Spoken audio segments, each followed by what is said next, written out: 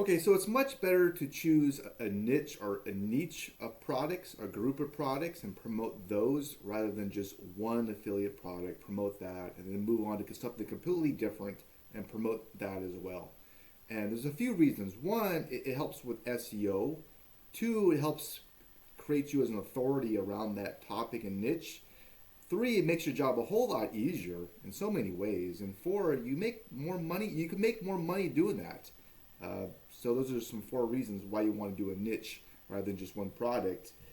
And it has to be two things. One, the niche has to be something you're interested in, okay? Because you don't want to get bored. That's very important.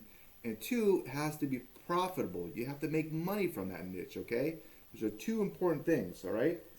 So you want to find the money stream and then just put yourself in front of it. Sort of like surfing, right? Just like surfing. I once heard a sales manager tell me that when two people meet, a sale is made. You think that's true? I think there's some truth to that, but comes off as almost browbeating, and I'm not sure if I like that philosophy. To me, and I've sold a lot of things over the phone, in person as well, is when it all the work's in prospecting. If someone's a pain, just get rid of them and just go on to somebody else. Because if they're a pain in the butt in the beginning, they're going to be a pain in the butt, later on as well. So prospecting is just sorting, and then closing is just solving some problems, creating urgency, and it's a lot of fun. I've sold things I've sold things over the phone where I haven't even met the person, tons of them. Okay, and it works online, and that's kind of the philosophy. It's sort of similar to this as well. So what you want to do is you want to find a niche of hungry buyers, and then just put yourself in front of them as an expert. And it helps if they like you and they trust you as well, and and they know you. Okay, that also helps too. That you're an authority on that topic. It makes your job much more easier to sell or to market. All right. So, and I prefer this lazy way too. So we can make the most money, have the most fun, and not work hard at all. That's what we all want, right? All right. So first, you want to make a list of things you're interested in, okay? And to help you with this list, what do you like doing when nobody pays you? What problems are you already solving? You could put that. What are you curious about? Put that on. It could be anything: solar panels, your home repair, making money online, gardening, surfing. It could be a hobby like fishing too. Anything. Just make a big list of things that you're interested in and curious about. You can also look at outside yourself too, like maybe some trends. What are some of your friends and family? What are they interested in? Or coworkers? You can look in that as well to build that list. So we start with that list, okay? All right.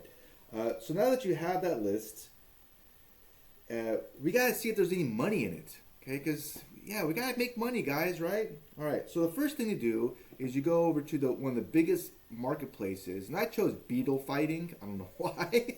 That'd be a cool little niche, right?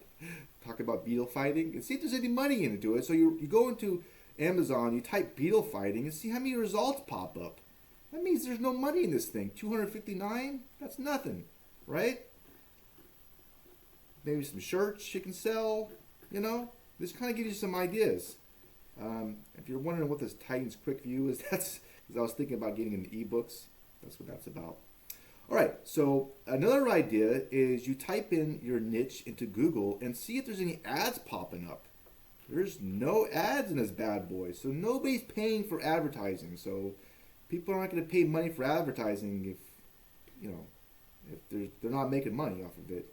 If you really want to geek out, you can go over to the keyword planner over here, and then you just simply run the word in here. It'll tell you how many searches it gets. It tells you exactly what people are paying for, the top bids, the low bids, and there's no money in this bad boy. So sadly, this is not a very good niche, beetle fighting. Now, if you did this with fishing, we'll just do that real quick.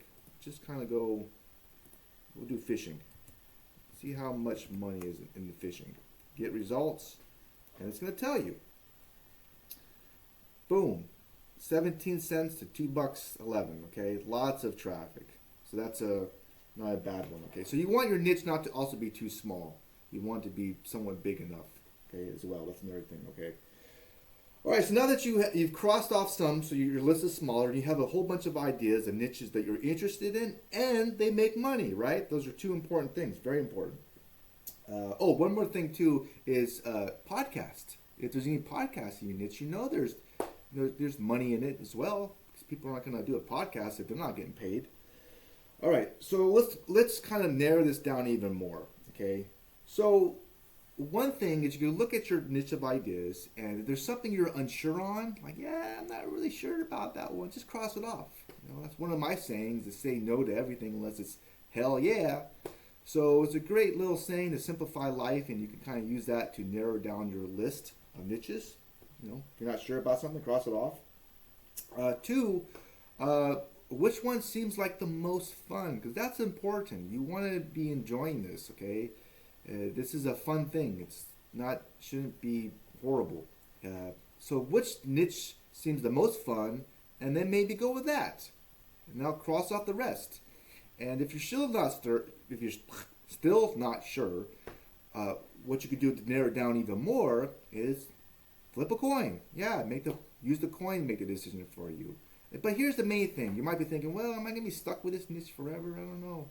Well, yeah, you could change your niche over time. You could definitely do that. You're not going to be a niche prison. I think the key to changing your niche, or niche, some people pronounce it differently, that word, is to slowly evolve it over time, not big drastic changes. And a lot of content creators, they change their niche because their interests change.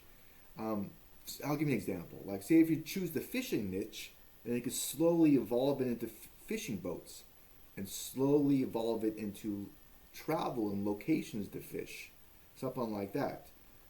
That's pretty much better than big drastic changes. But you could change your niche as well. Okay, so you're not stuck into it. So I hope that might have been somewhat helpful. And if you want more, I actually created a whole video on 20 benefits to blogging. Believe it or not, and there's more benefits than you can imagine with this bad boy. If you want to see this video, just click on the link somewhere in this video. They'll be there, and I'll put in the description as well. You can click on it, check it out.